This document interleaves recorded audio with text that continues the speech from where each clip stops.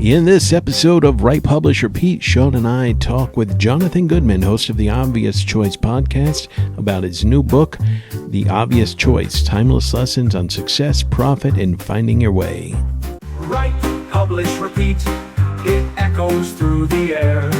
A chorus for creators, a call to those who dare. With cookies as his compass and a pen that won't retreat, he journeys through the pages.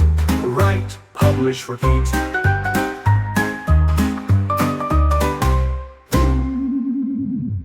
Hello, and welcome to Write, Publish, Repeat, the podcast which helps you become a better writer. I'm your host, David Wright, and each week I'll be bringing you tips and tricks from some of the most successful writers and creators working today.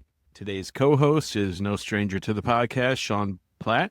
I'm going to try and, bring him every single episode so he becomes the de facto host.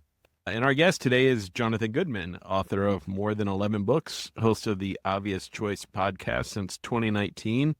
And as of this January, HarperCollins is publishing his book, The Obvious Choice, Timeless Lessons on Success, Profit, and Finding Your Way. Welcome to the show. You have the most phenomenal voice for this, David, and last name. It's like you were born to do this, sir, and I am merely a child learning from you. This is wonderful. I'm really excited about this. Already with the age jokes. Okay. All about your high school radio show experience. That's a whole other podcast. So, okay, that was my intro to you. What would you like our audience to know right up front? Oh, geez. Well, I'm a dad of two young boys, about to have our third in May. I'm actually leaving tomorrow for my 13th straight winter abroad. So I live in Canada, but we escape for the winters. We're going to Mexico this year. We live abroad 4 to 6 months out of the year every year. And in that time when I've been doing that, I was talking to John almost a year ago exactly. And I said something about he said how much he loved living in Canada. And I said, isn't it so cold there in the winter? He goes, if you live there. Yeah. Canada's a great place to live as long as you don't have to be here in the winter. Well, we got together last year. I would gladly give you my house in Florida. Nah. And I'll stay in Canada. We could work out some deal. I don't know. Dave actually wants to live surrounded by ice. No joke. Yeah, I do. Fair enough. Yeah, no, I grew up playing hockey, but I don't miss it. I think last time, actually, Sean, when we got together, I actually came from Mexico to that event. And then I went back to Mexico, if I remember correctly. I think that was the time of year it was. Anyway, yeah, in that time, I was a personal trainer at a gym, wrote a book for personal trainers that I self-published when I was 24. That book is called Ignite the Fire, went on to become the most successful book for trainers in its space, just self-published. Kind of out of nowhere, grew a blog, had a blog with like 4 to 6 million uniques for trainers. From that time, I've done it all. 8 digital programs, hosted 5 conferences, self-published 11 books. I wrote the first ever textbook for online fitness. A couple 100,000 customers, 120 countries. So all of it has started, and very much the single through line through all of the business ventures has been books. And where I'm going to now, kind of at the end of, this whole journey, is really back to where it started. And I consider myself now a full-time author. It's 80 to 90% of my time is on authorship. Oh, wow. That's amazing. Yeah. And this book, The Obvious Choice, is the first traditionally published one, right? Obvious Choice is the first traditionally published one. A couple of the books have had foreigner rights purchased. So I don't know if that counts. But a couple of the books have had foreigner rights purchased. The other ones were like niche to a niche book, right? Like what do I have behind me? The Habits of Highly Wealthy Online Trainers. It's a habits book, not just for people, not just for active people, not just for trainers, for online trainers. You know what I'm saying? And that's actually part of the key with self-publishing is, we sold out the first printing of 3,000 copies in less than 24 hours. Sold out the next printing of 5,000 copies in the next week and a half. When you go that tight, no publisher is going to touch you. But you also don't have a single ounce of competition. And you begin to be able to build these really beautiful congruent businesses and book series to the same audience and serving them different ways. And so to that same audience now, all of my businesses are served, right? I own a software platform for online fitness nutrition coaches with 40,000 users. I created the first ever certification for online fitness coaches. done about 30 million in that. I created a mentorship. That's basically the next step above the certification for people who are going on there, and so on. And so the businesses are congruent and feed off of the books. And by design, no publisher would touch it because it's too small for them. But it allows us to almost insulate this really beautiful ecosystem that we then learn from, figure out what they need, and then go and build it for them. So, and it's this nice you flywheel. always know what the next book to write is because your audience is they're already telling you what they want. Well, I mean, at this point, I kind of write what I want to write, which is a nice point to be at.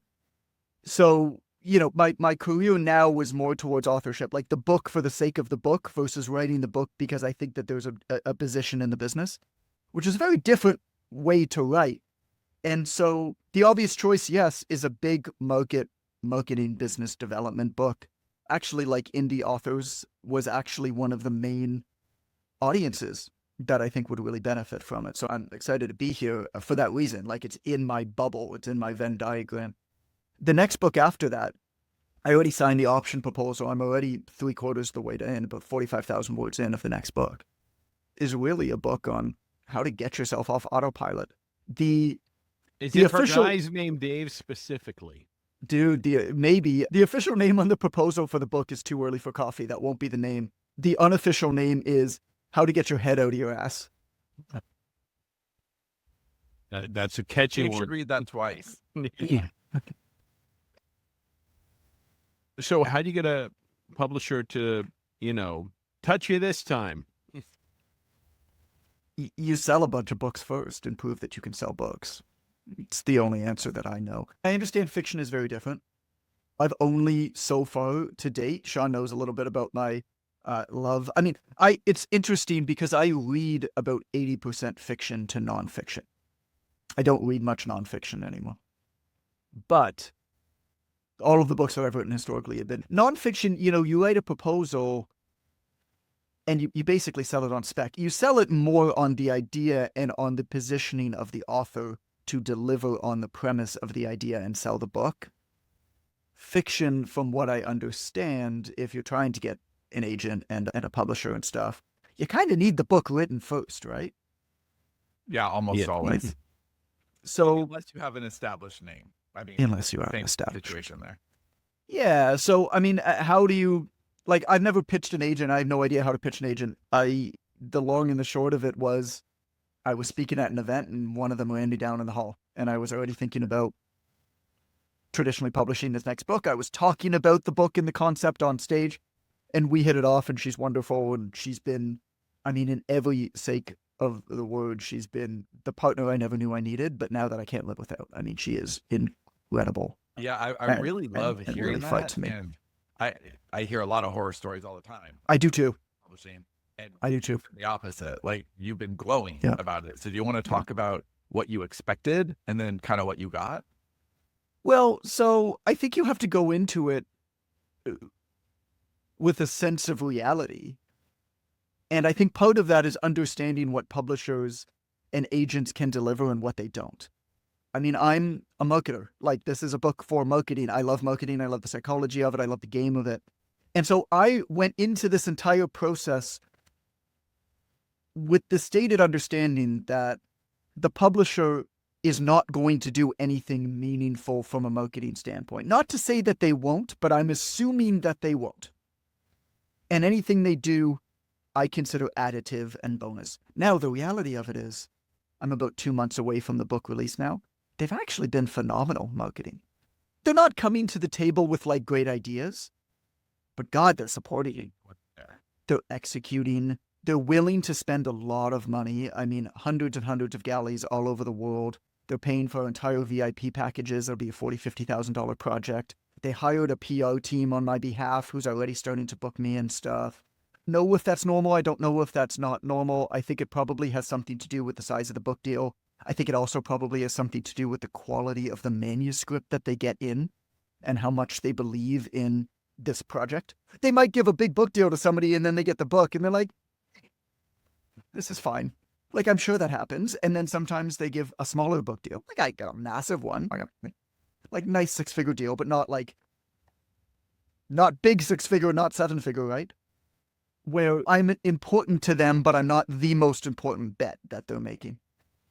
I'm sure that they give deals like that to people like me, and then they get the manuscript and they are maybe less excited about it. And then other times they get the manuscript and it perhaps exceeds their expectations. And I hope that I've exceeded their expectations. And that's why they're willing to invest in it. But, I think, Sean, what it comes down to is this, like somebody, who was it? Charlie Hohen, book marketer, explained it to me like this. He's like, and I don't know whether this is true or not. This is his words, right? He's like, think of it this way. The best developmental editors and copy editors and book layout designers and interior designers and stuff in the world all want to work. It's their dream to work for the biggest publishers. Yeah. Right? None of the best marketers in the world wake up and have a dream that they want to work for the biggest publishers. And so you get this juxtaposition in skill level. Now, I haven't seen that. Like I said, I've had a good experience with the marketing department so far. But perhaps that leads to I think it's misrepresented expectations as well. Yeah, I love Charlie. I always think he has a great perspective, and I think that sounds just about perfect. It makes sense, right? And I love that you can put yourself in the shoes of the publisher, because I feel like a lot of authors miss that. They don't understand what a publisher's job is or what their risk is or Right. all of that. And so they're coming to it with expectations that, hey, my book is amazing. I worked all this time on my book and it deserves this attention. And nothing deserves attention these days. You really have to earn attention. It's your job. It's your job to get that big stone wheel to start rolling.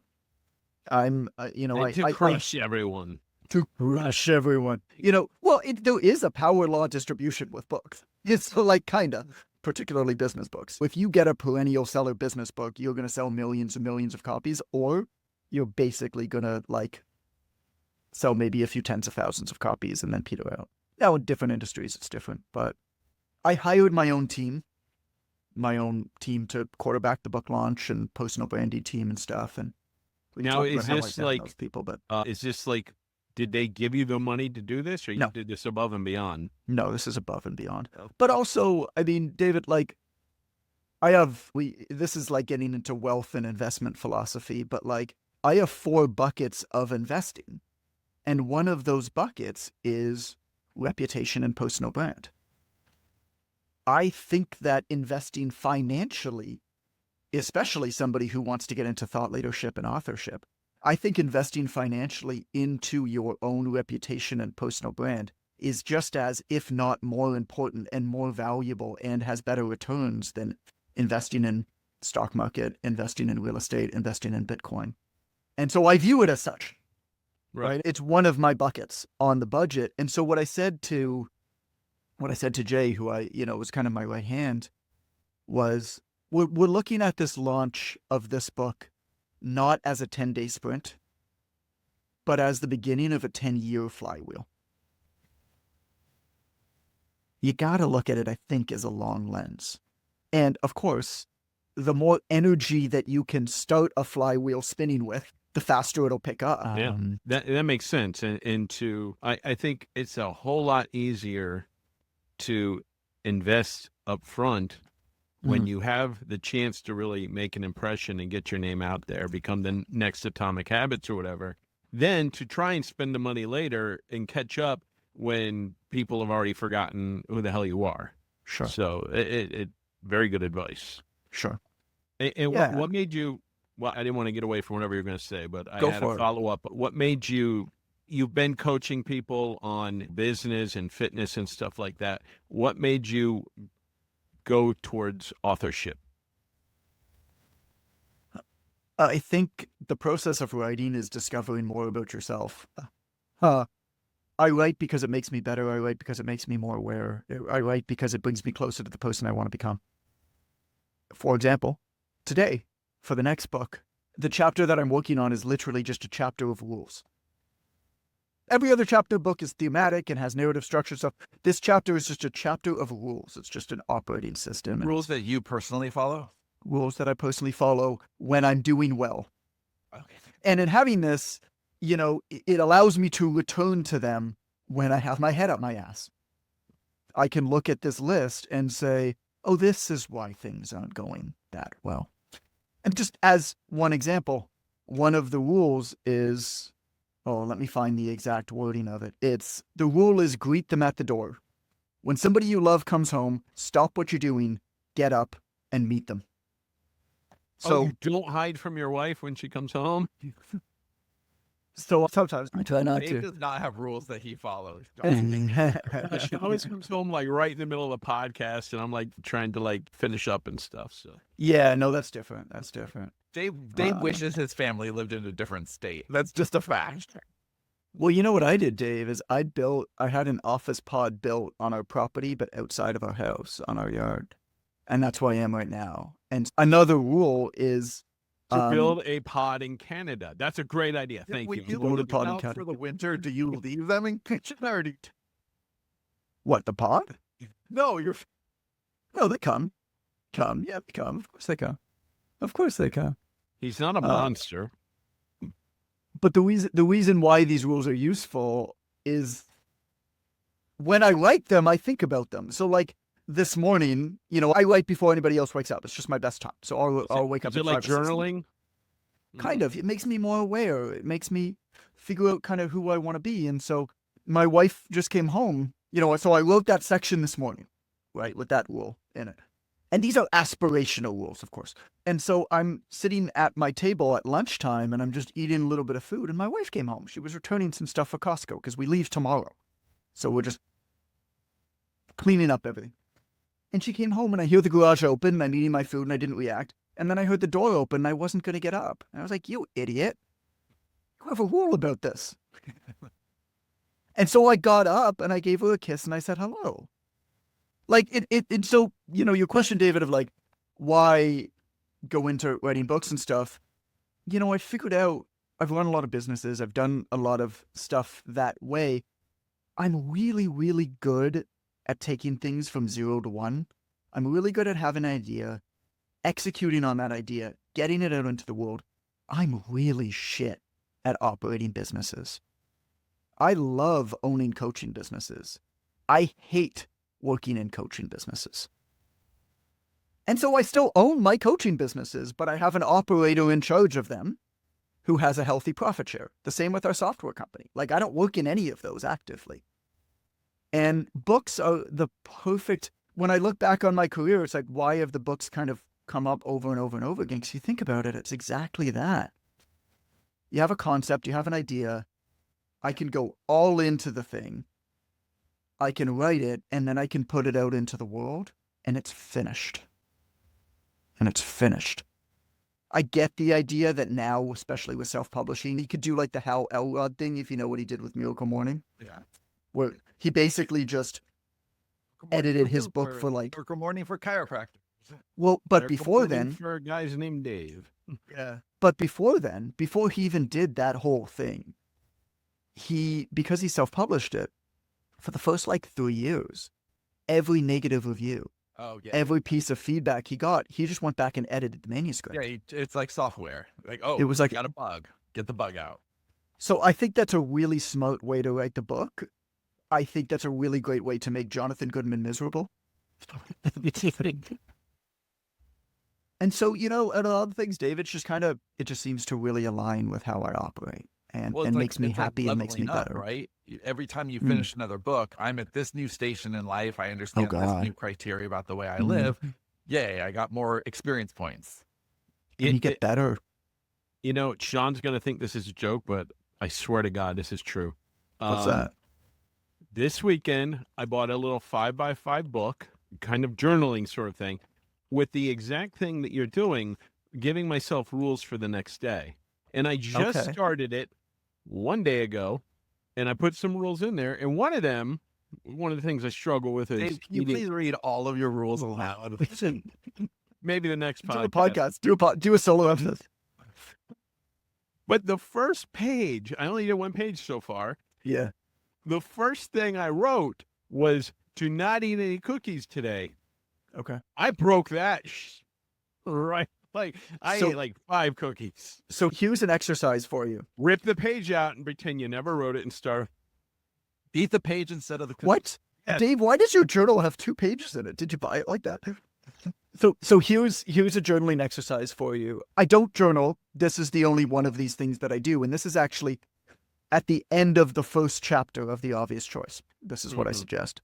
It's called the bug book exercise. And so, the idea is you study yourself objectively the same way as a scientist would study a bug. Oh, Dave would need a team of Swedish scientists and a whole laboratory devoted to him. So you have a notebook. You can do this on a piece of paper. And you set your alarm for 5 times over the course of the day. And it doesn't really matter the intervals, but basically 1 in the morning, 1 in the afternoon, 1 at night, and then 2 in between. And when your alarm goes off... I get up to get a Coke Zero. All right, gotcha. Cheers. There you go. Coke Zero, a mini can of ice cold Coke Zero at 2 p.m. is the most glorious drink at the most glorious time. It's second only to a gallon. So what you do then is every time that the alarm goes off, you write down the time on your sheet of paper, and then you give yourself a score from 0 to 2 -2 to +2 in 0.5 increment. Purely subjective, how you're feeling, right? How am I feeling right now? Generally, not about what I have or haven't done. How am I feeling right now? I'm a 1.5. I'm enjoying this conversation, okay? So I'd write down 1.5. And then in the next column, you're going to write down exactly what you're doing. So I would just say, podcast with David and Sean. And that's it. That's the motivational interview. And resist the urge to analyze in any way, shape, or form. All that you do is you give yourself a knee-jerk score. I'm a 0.5, I'm a -2, I'm a +2. And what's the intervals, John? How often do you do this? You do it 5 times a day. It doesn't really matter. If you do it 6 or you do it 4, you're going to break? No. The routine of checking in with yourself. It's the routine of checking in with yourself. And then you write down just what are you doing? What are you doing? Who are you around? You don't analyze it in any way at all. At the end of the week then, you look at your sheets and you look at all the -2s and -1s and you look at all the +1s and the +2s and you look at any similarities of what you're doing, right? When was your energy lower? When were you brain foggy? When were you not feeling so good? When were you just kind of revving on all engines? And then you write down statements. And I like to do this kind of in a silly way because I find that if I talk about myself in the third person, it gives me permission to analyze myself a little bit better. So, all right, the bug John really enjoyed the podcast with David and Sean, mostly because we got to talk about books, which is something I don't get to talk about as much as I'd like to talk about. The bug John... We have a spot here if you want to be. The bug John didn't feel good because he snuck a bunch of post-dinner cookies when his kids were showering upstairs when he was supposed to be cleaning the kitchen. And now what you have is this perfect demonstration of, all right, clearly I need to be doing more of that and less of that. And then you can go do something about it. And you know where the scores are lying. It's a beautiful little simple exercise. And how do you, because I imagine a lot of people that, sabotage themselves know what they're doing, maybe not in the moment, but it's certainly something like eating 5 cookies, hey, I'm not going to feel good for an hour. Sure. So how do you not discipline yourself? I guess for lack of a better word, how do you ensure that, you come to this conclusion? How do I make it better next time around? Right. Well, now you're getting into my personal training background a little bit. All right. So now we could talk about habit psychology and behavior change. There's a few things. Number one is the most important thing that you can do is you can actually set up your surroundings for success. Once the cookies are already there, it's pretty hard to not reach for them. There was many years back, this is when I was younger, I was watching this video, early type of vlog by one of the top bodybuilders in the world. I think it was Kai Green. And one of the things he said always stuck with me, which was, if I keep junk food in the house, I'll eat it. I can't resist it. Mm-hmm. And all that I could think when I saw that was, if one of the most physically disciplined men in the world can't stop himself from eating cookies in the cupboard, you don't have a chance. And so I made a rule. And my rule is no junk food in the house. You're allowed to eat it. You're not restricting yourself from eating it, but it can't be in the house. Okay. So if you want to put your pants on and your jacket on and you want to go to the gas station and get a chocolate bar, hell yeah, man, go get that chocolate bar. But most of the time, whenever you're craving cookies or donuts or whatever that shit, you're not actually hungry. You don't actually want it. You're just tired or bored. And you're probably not wearing pants. And if you finish it before you get to the counter, you don't have to pay for it. And if you finish it before you get to the counter, you don't have to pay for it. Interestingly, I actually I know that about myself. I know I'm going to eat cookies anyway, but there's some part Sure. of me that realize like I might not eat the cookies because I don't always eat the cookies. But there is something I know I absolutely will destroy if it's in my house, and it's ice cream. So I do not bring ice cream into the house Yeah. because of that. So And then if you're out, you can enjoy an ice cream, right? The other aspect of it, and so if you're like me and you have young children, and so there's always going to be fish crackers in the house, and fish crackers are basically crack for adults, is to, oh God, I love fish crackers. And Cheez-Its, you know how good Cheez-Its are? So good. But these things are going to be in the house if you have children. It's pretty hard for them not to. And so if you can't set up your surroundings that way, you, of course, do it as much as you can. And your solution, I think, David, is a great one. Like, okay, maybe I'm going to have cookies because my wife or my kids really love this kind of cookies, right? But I'm not going to have ice cream because that's my real vice. So I'm not going to have ice cream.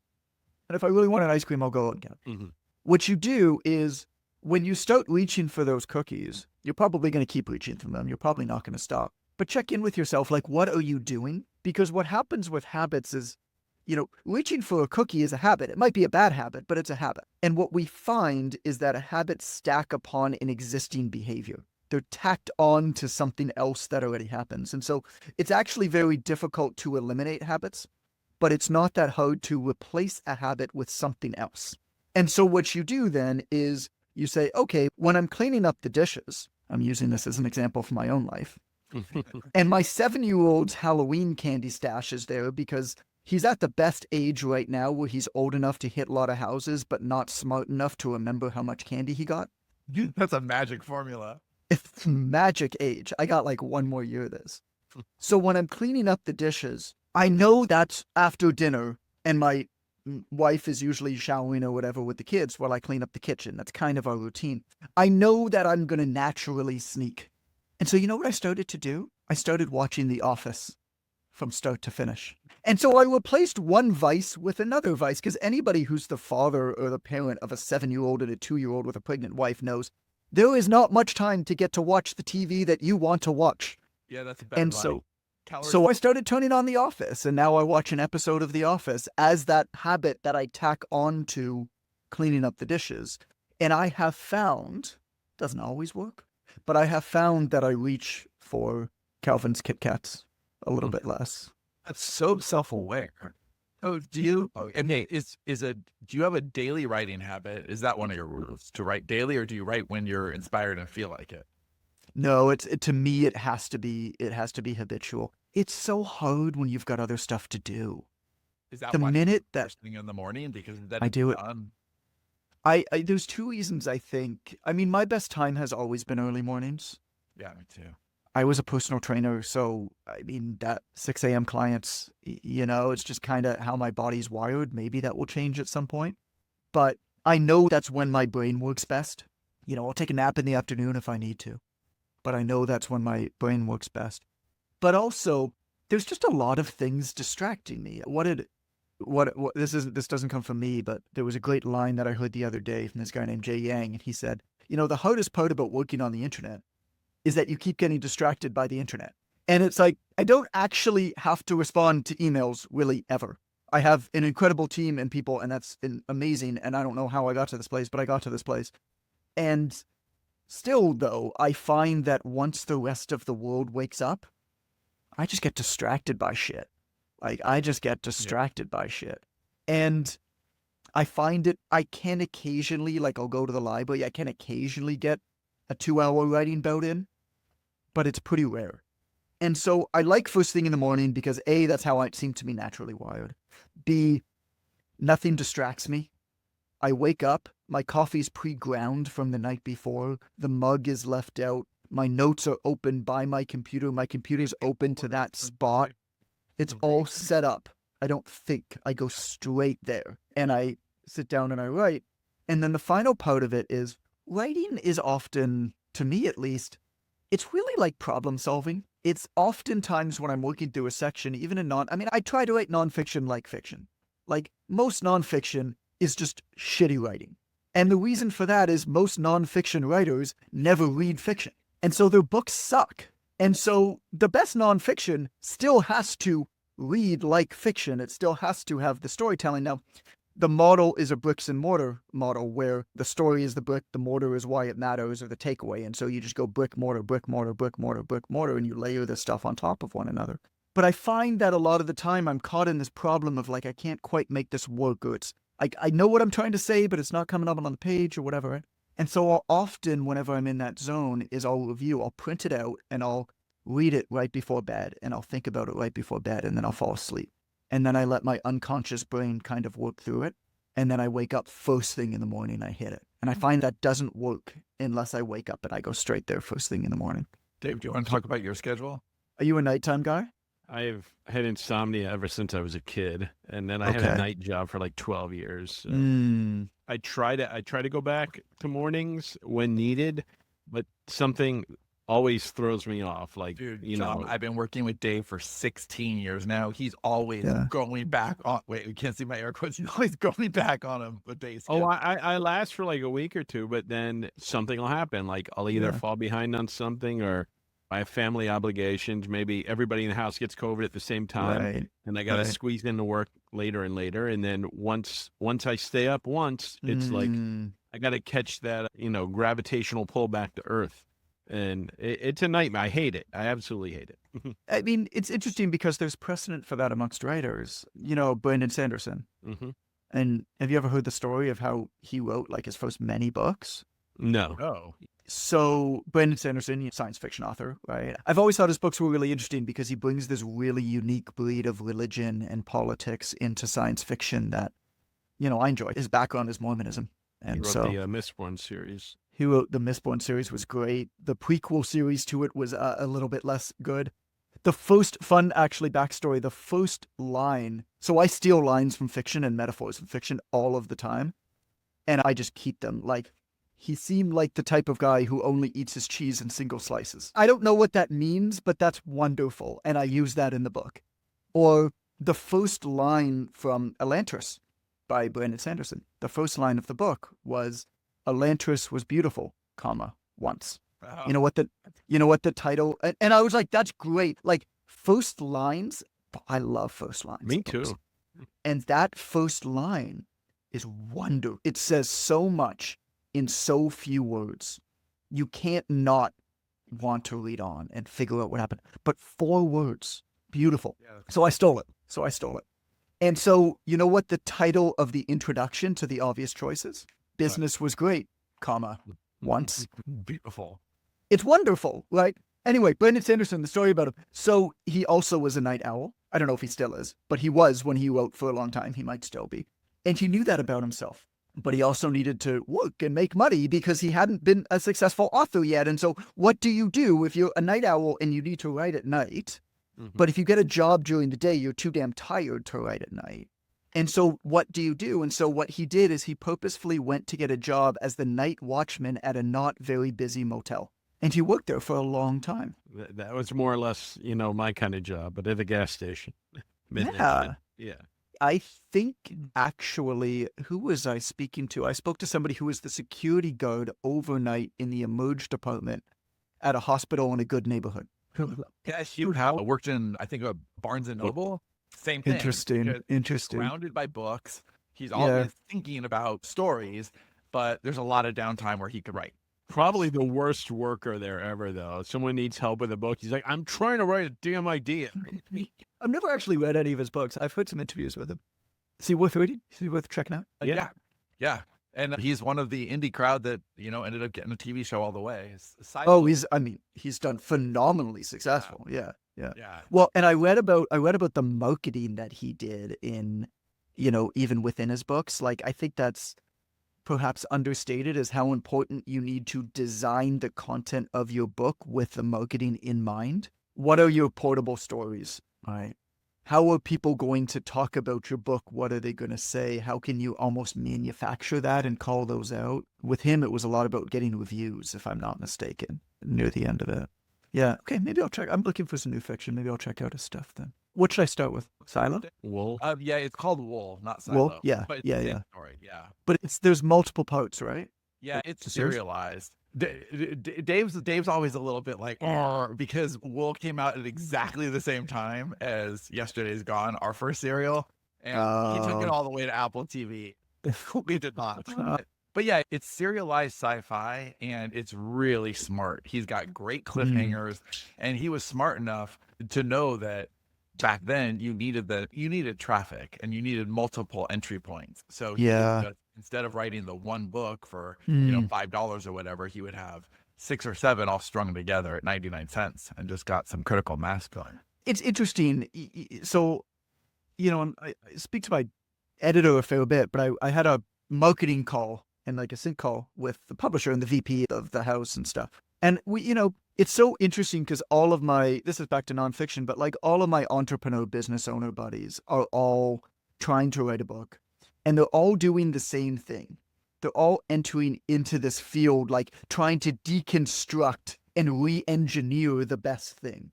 And, okay, well, we could test all of our content on social media and then take the best stuff. And here's how we're going to A/B test our titles and our covers. I'm like, your book is going to be shit. But also, because all that you're doing is copying. But what's interesting is they're all tissue or larger theme. You gotta love the game, right? There's different reasons to write books, and I think that they're all reasonable. I mean, the obvious choice is ostensibly a book about figuring out what game is the best game for you to play, appreciating that there are many games that you can play, and then once you figure out what the great game is for you to play, learning the rules of the game, re-engineering those rules to best work with your natural attributes, playing the hell out of that game, and appreciating that there is good information for other games that then becomes bad advice for you. That's basically, it's 15 lessons, but that's what the book is about. And so there are a lot of games that people can play with books, especially business owners or people who want to become speakers or, all these influencers that are getting books right now. That's like, big business guy on Twitter who comes out with a book. Like, I'm going to need like 20 people to tell me that book is good before I open up the pages.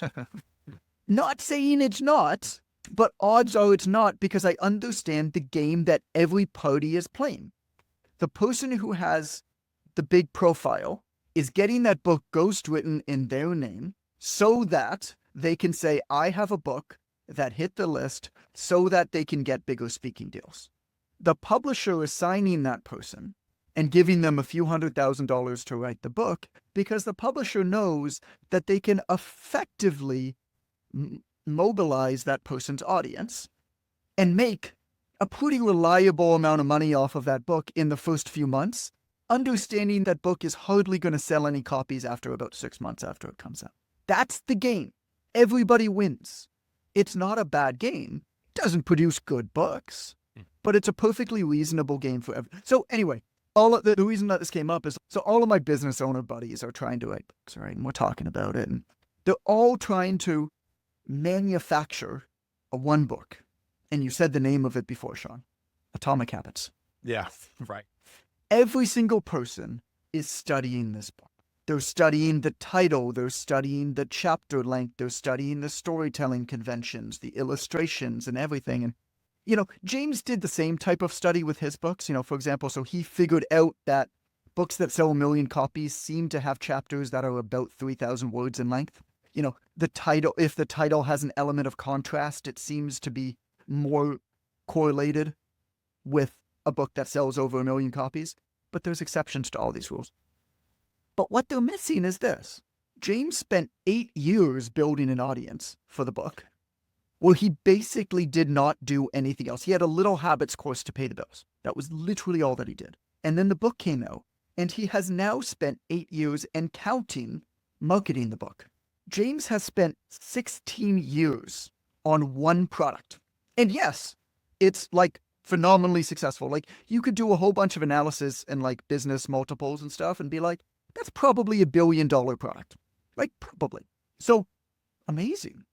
But even in there, he's still obviously a habit dude, right? He's still writing, publishing, repeating because he did it on a blog. He did it with his newsletter. He's still constantly communicating. Even if he's not creating the brand new like flagship product, he's constantly iterating his thoughts. He is, yes. He does have the weekly newsletter too, and there's a lot. He has the weekly newsletter. That's low, and it's super low lift, right? But he does a good job with it, and he kind of was innovative with that. He was one of the first ones to kind of use that format. But But the only reason I bring it up is like, if you ever study, you know who Ray Dalio is, like Bridgewater. So Ray Dalio wrote this book called Principles, one of the most successful hedge fund advisors of all time. And one of the main points that he makes in Principles is you have to understand and analyze information and figure out when you can rely on it and when you can't. And one of the main components of that is whether that source has shown repeatable success in multiple arenas over a sustained period of time. If somebody had success one time, no matter how big the success was, it's a data point, but it doesn't necessarily mean that they absolutely have figured something out. Now, if somebody has shown repeatable success, even if it's in lesser quantities, but repeatable success in different arenas sustained over a long period of time, it's like there are very clearly some fundamental principles followed there. And so who is best to perhaps mimic or learn from, right, in this field? Is it a James Clear? James Clear walked up to the plate in the World Series with the bases loaded, down by 3, and hit a grand slam. Got a huge contract and didn't play much afterwards. Got a huge contract and A fun James Clear story. So this is maybe 12 years ago. I'm still living in Cincinnati, and he lives there, and we have coffee. Sure. And he's not James Clear yet. And I'm like, dude, you should get out of the intro business. Wow. you don't know what you're talking about, man. You'll never make this work. Right. Yeah. Most ridiculous advice I've ever given to anybody. And like, look, he wrote a phenomenal book that was the right book at the right time, and he did everything right. There's no question. But would you rather follow the guy who walked up in the World Series and hit a home run, or would you rather follow the guy who consistently hit singles and doubles and had the occasional legged out triple? Oh, I'm a worker. Like I just want to do the thing. I want to get better. When we first started and people would say, well, you know, the trend was you write a book a year, not 10 books a year. But I feel like if I wrote a book a year and constantly rewrote that book, I'm not actually getting better. But if I write 10 books, how much better am I getting? I'm just constantly shoving myself forward in new genres, new writing styles, new voices. And so I feel like that's how you become better, is you're constantly sharpening the axe. Yeah. And, you know, using the baseball analogy, I've always, you know, like the players that were dependable and hard workers, actually, like they went above and beyond what they probably, their talent alone or, you know, their size would allow. They just did the work. And then, you know, they were more reliable than the guy that every now and then would hit a grand slam, because they were. Who would you rather have on your team? Who would you rather have on your team? The reliable guy. I'm always for the reliable guy. You know, but the reliable guy might not make the Hall of Fame. And so it's an interesting question is all that I'm saying. And so, you know, who are you copying? Who are you deconstructing? Who are you learning from? Absolutely, I'm going to learn from James, but I'm going to take it with a grain of salt, because I understand that success is 50% timing, 50% luck, and the rest of it probably has something to do with skill. There's my Yogi Berra ism. Stick it on our baseball analogies. Like bat drop. You will ever go back to self-publishing now that the book is about the book instead of, you know, a channel? Do you think that you'll ever go back to self-publishing, or do you think that you found a home in traditional? I would never say never. Right now, I can't imagine a world where I would go back to self-publishing. The product that I'm able to produce with the team that I'm surrounded with is so much better than anything I've ever produced. I mean, it's to the point where I'm embarrassed by my previous books, because this one is just a different universe. I don't even recognize the guy who wrote the other ones. And that has a lot to do with just everybody's moving in the same direction, you know? Self-publishing, don't get me wrong, I hired incredible talent. I spent a lot of money self-publishing. I mean, I spent 60, 70, the final books I self-published, I spent $80,000 plus self-publishing those books. I mean, I paid the money, I hired the people, and they're produced professionally. But you hire developmental editors, copy editors, designers, etc. And even the best ones, you hire them on a contract, you pay them the money, they do a great job, and then they move on to another contract, right? I'm not saying that you can't build some sort of incentivization structure. I don't know how I would, and I don't really want to make it work. It's just not really the way that it works. Whereas with a traditional publisher, like, working with HarperCollins, man. My agent only get paid when I get paid. I gotta think that my editor gets bonuses based off of the performance of my book. Yeah. Everybody in the marketing department, everybody, I mean, we're all incentivized the same way. Now, that does not necessarily mean that we agree on every decision. We absolutely don't. But we're all at least working towards the same end goal. It's a team versus a bunch of free agents. It's very much a team versus a bunch of free agents. And when I think about that, and then I think about, Sean, like, okay, if you want to properly self-publish, you have to appreciate that books are a product that has to be operated under the umbrella of a business. You have to think about that, which means that so much of my time comes down to becoming basically a manager, a project manager. Like, you have to find and vet talent. You have to hire and pay and be responsible for when that talent delivers or doesn't deliver what they say they're going to deliver on time, and move these projects along. All of these things take time, creative energy, potentially money, away from doing the work that I'm doing. It's a really interesting equation than the economics of the thing when you consider the hidden economies and the hidden expenses of it. Like, if I'm going to self-publish a book, Amazon's going to give me 60%. But they're not really going to give me 60%. They're going to give me the list price of the book minus the cost to print the book. And then they're going to give me 60% of that. So really, you're going to get about 47, 48% of the book. I'm going to get a 15% commission. I'm going to give my agent 15% of what I get. So I'm going to get about a 12% commission. So now you're talking about like 12 versus, call it 47% commission. Okay. So that's a big difference. Not as big as the general 60%, but that's a big difference. But then, all right, if I'm going to self-publish a book, I'm going to spend, to do it well, $20,000 to $50,000 minimum up front, well before I make a dime on that book.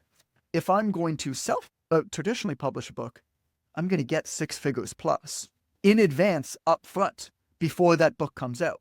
So now let's say you're talking about $50,000 versus $100,000 advance. Now you're talking about $150,000 swing. That might be a year-long swing where you have that cash in hand. So now this gap starts to get tighter. Okay, because I traditionally published, and I don't have to worry about anything to do with this book coming out and getting made and getting printed, I was able to produce the auction proposal, get it accepted, and write the first 3/4 of the next book before the first one even came out.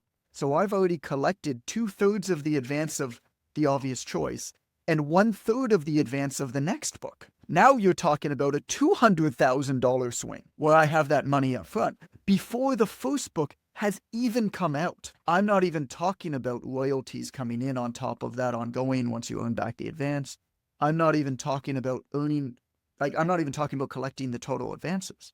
That 12% to 47% royalty gap, bro, that starts getting tighter and tighter and tighter. Not to mention the quality of life differences. So I would never say never, but I can't see a world where I would go back to self-publishing. And if you look around at particularly nonfiction, I don't know the fiction ecosystem as much, but if you look around the nonfiction ecosystem at not these 22-year-old yahoos who have written their first book and all that they have is a Twitter account who are talking about how self-publishing is great. But if you look at people who actually have like legitimate sustained success in publishing that also have great businesses behind it, Ryan Holiday is a prime example, who are also great marketers, who also own their platforms. What's one thing you notice?